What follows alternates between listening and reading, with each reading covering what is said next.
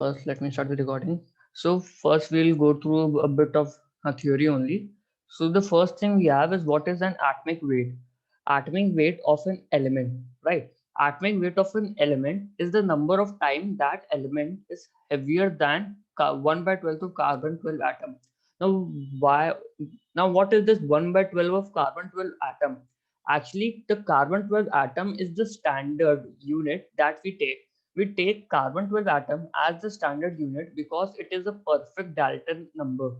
It means that it has the exact number of 12 Dalton mass, uh, because it has 6 protons, 6 neutrons, and 6 electrons. Therefore, we take carbon 12. This is one of the reasons. And the mass of carbon 12 atom is considered as 12 AMU. So 1 by 12 of carbon 12 atom will be 1 AMU. Therefore, the relative mass or the atomic weight of an element is the number of times one atom is heavier than 1 by 12 times of carbon 12 atom. 1 by 12 times of carbon 12 atom is 1 AMU. So, how many number of times an atom is heavier than 1 AMU? That is the relative atomic mass. Fine. So let's suppose the relative atomic mass of oxygen is um 16. So it tells us that oxygen is 16 times heavier than 1 by 12 times of the mass of carbon 12 atom. 1 by 12 times of the carbon 12 atom mass was 1 mu. Therefore, the atomic weight of oxygen will be 8 will be 16 mu because it is 16 into 1 mu. So that is the relative atomic mass or the atomic weight.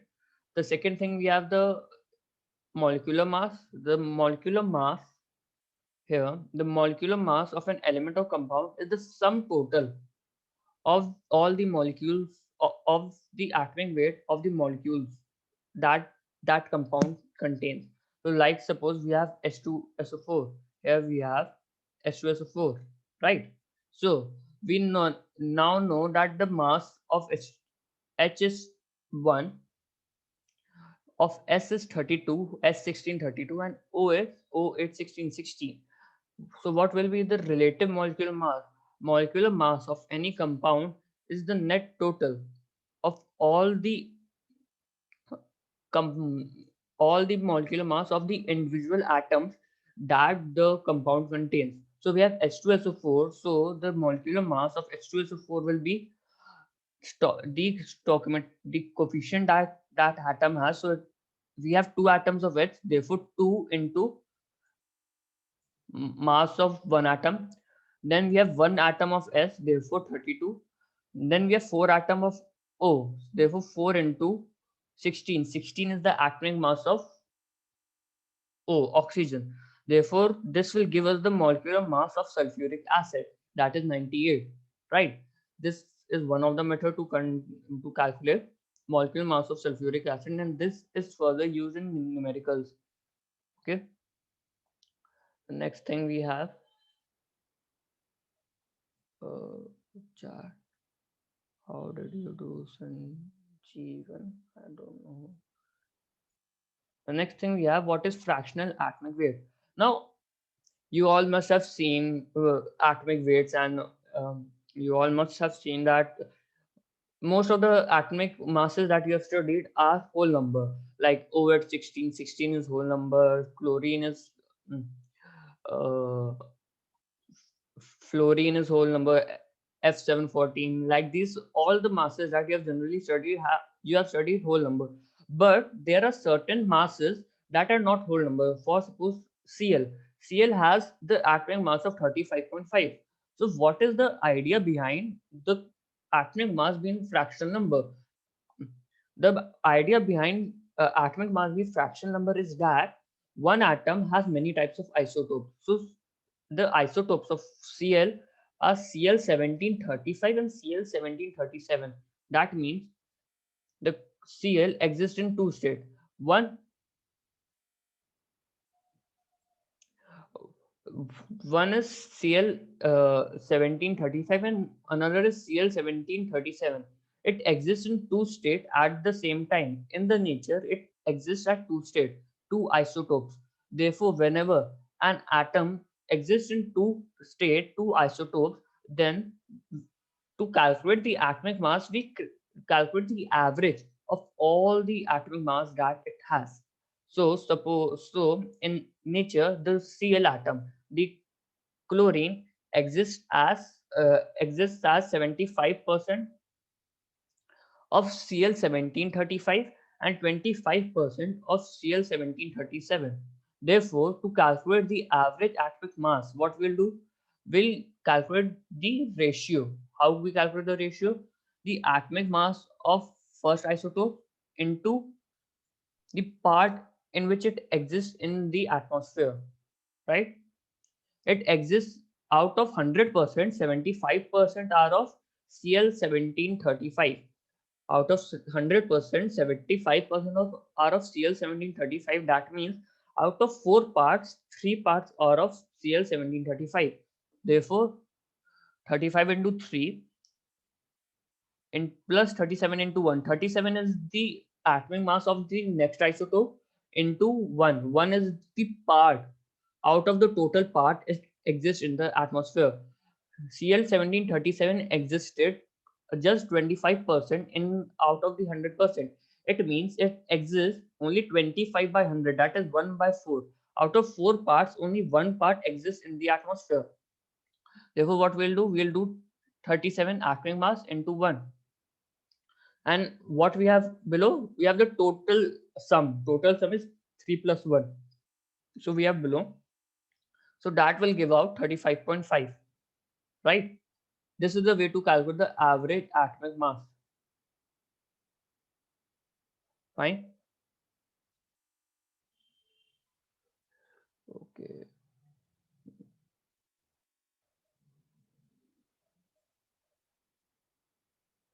Anyone has doubt till now? Thing. So the next thing we have is what is gram atomic mass. Okay. There is not much difference between gram atomic mass and molecular mass, molecular weight. It is just a way of saying the same thing. Let's suppose the in case of atoms and molecules, we have a unit known as AMU, atomic mass unit. When we represent this, so let's suppose O at 16. 16 is an AMU, 16 AMU. The same thing we have when we convert 16 AMU to grams. We convert it, we just change the unit, nothing else. We remove the AMU and we put gram. Whenever we represent the mass of an element in terms of grams, then it is known as gram atomic mass. Whenever we represent mass of an atom in grams, then it is known as gram atomic mass. Therefore, we just remove the AMU and put gram, nothing else. This is the simplest explanation that it could have. Okay.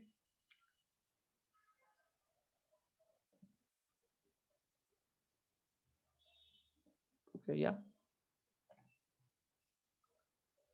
So now the next thing we have is what is Avogadro number and what is mole.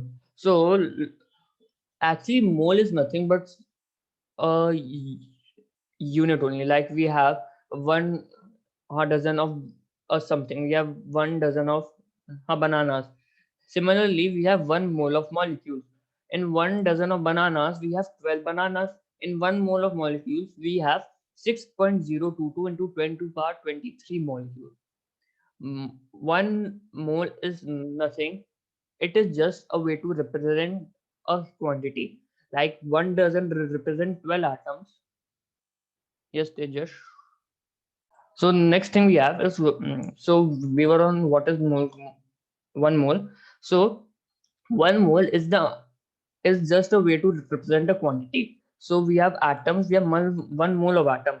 1 atom means 1 single unit of atom. 1 mole of atom means 6.022 into 10 to the power 23 atoms at once.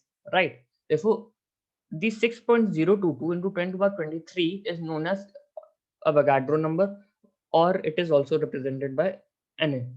The same it is written here. It is defined as the number of atoms present in 12 gram of that is 6.022 into 10 power 23. It is denoted by Na. You just have to remember this, that 1 Na equal to 6.022 into 10 to the power 23 atoms, right?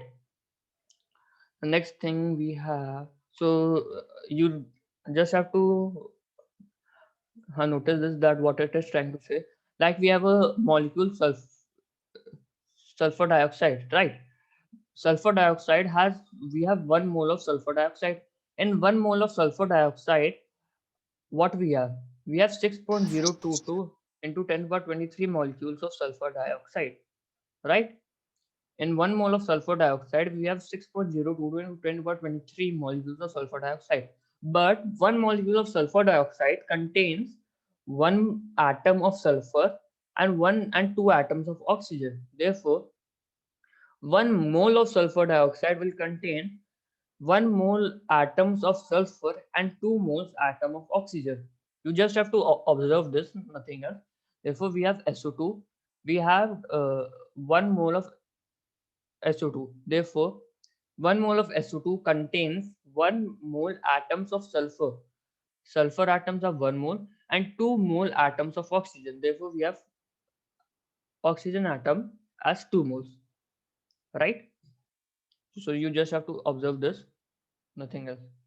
Fine. So let's erase it.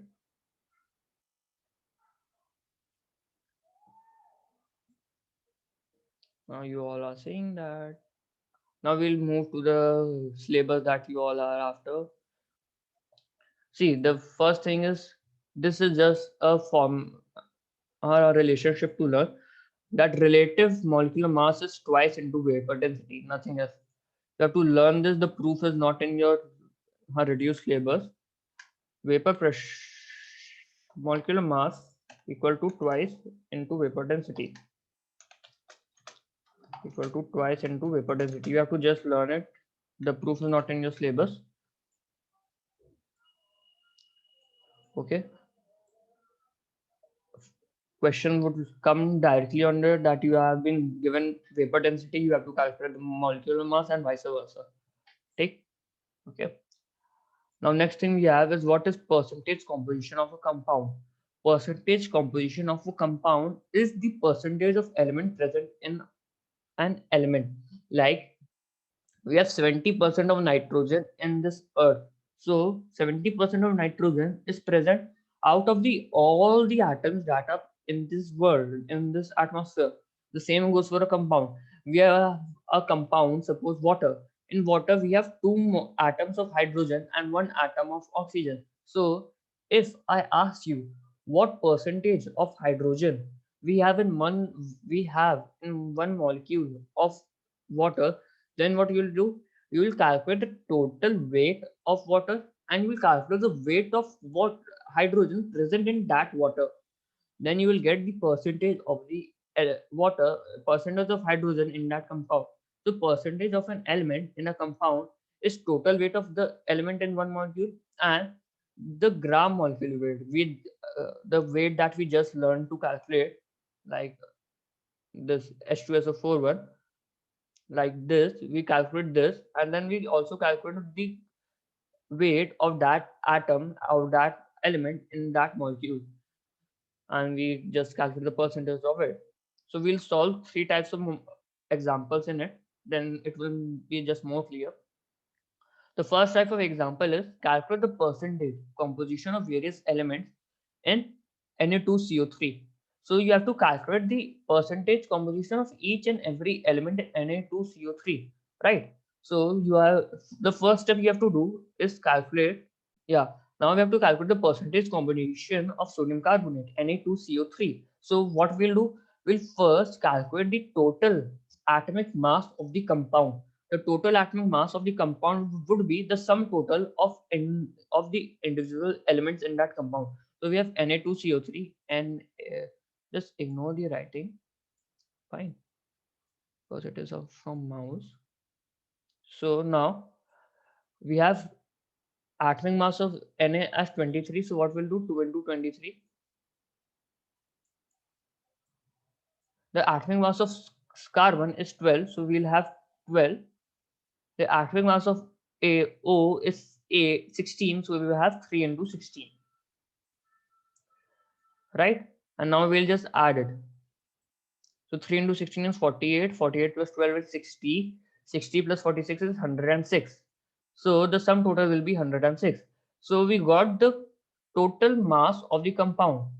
Now we have the total mass of the compound with us. Now what we have to do? We have to calculate the percentage composition of various elements. What are the various elements? Na, C, and O3, right? So to calculate the percentage composition of any compound, what we'll do?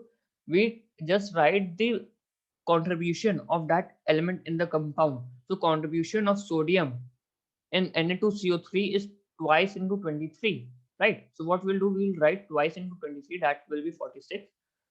46 by 106, the total mass into 100 into 100, right? So just ignore the writing, into 100. So we'll get the percentage composition of sodium in that compound, right? The next thing we have is the percentage composition of carbon. We'll do the same thing, 12 by 106 into 100. Yeah. So now what we'll do, we'll just do the same thing, 12 by 106,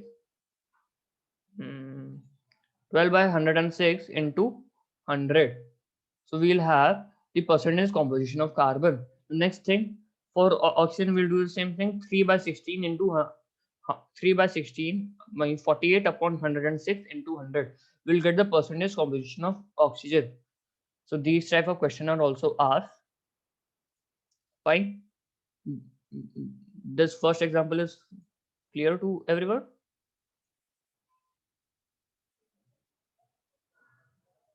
First example is clear. Now the next thing we have is what is the percentage composition of water in washing soda crystal. So in these type of question, they are basically asking, they can also ask you what is the percentage mass of water of crystallization in this molecule. What, so both mean the same thing, that you have to calculate the mass of this 10H2O present in the whole salt, right? So right, like I told you, the first step we have to calculate the total atomic weight of the compound. So the total atomic weight of the compound will be NO2CO3, so it will be 2 into 23. Carbon is 12, so we'll just write 12. Carbon is C612. O is O816, so it will be 3 into 16, right? Then we have H2O. You all can also learn, but you will also come to know that the mass of H2O is 18, so it will be 10 into 18. H is 2 and O is 16, therefore it turns out to be 80, right? So the total atomic mass of NO2CO3.10H2O is twice into 23 is 46. 46 plus this is I'm not able to recognize my own writing. Wow. This is 48. 48 plus 12 is 60. 60 plus 46 is 106. 106 plus 180 is 296. 106 plus 180 is 286. Okay, so the gross atomic mass of this compound is 286. Right. Now we have to calculate the percentage mass of water. So percentage mass of water will be mass of water in the compound upon total mass of the compound. So mass of water is 180, 10 into 80, 18 upon 286, 286 into 100, right? So this will give the percentage mass of the water in the compound. A given sample has 30% ethyl alcohol by mass, the rest being water. Determine the percentage composition of CHO in the given sample. So the first thing we have that what is ethyl alcohol, right? So I have to jump right now. Okay. So the formula for, first we'll write the formula for ethyl alcohol. Ethyl means 2, so it will be C2 H5 and it is OH, it is alcohol, so we'll write OH. I forgot such basic stuff. Wow, right? So a given sample contains 30% ethyl alcohol by mass, the rest being water. So out of out of 100%, 30% is ethyl alcohol and the rest is water. So we have to determine the percentage of C, H and O in the given sample. So we can also write it like this. This is just a way that it is 3 C2H5OH dot plus 7 H2O, right? Oh, it is by mass. So first we'll calculate the mass of C2H5OH. So the mass of C2H5OH will be, um, one second. Mm, mm, mm.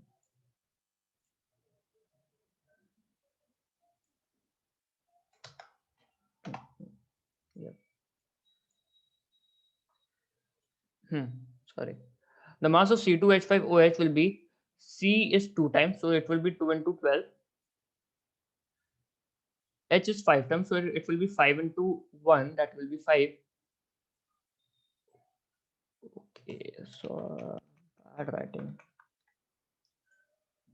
2 into 12 means 24. Here we have 5 into H, 5 into 1 bracket is 5. Then we have O is 16. Then we have again H is 1.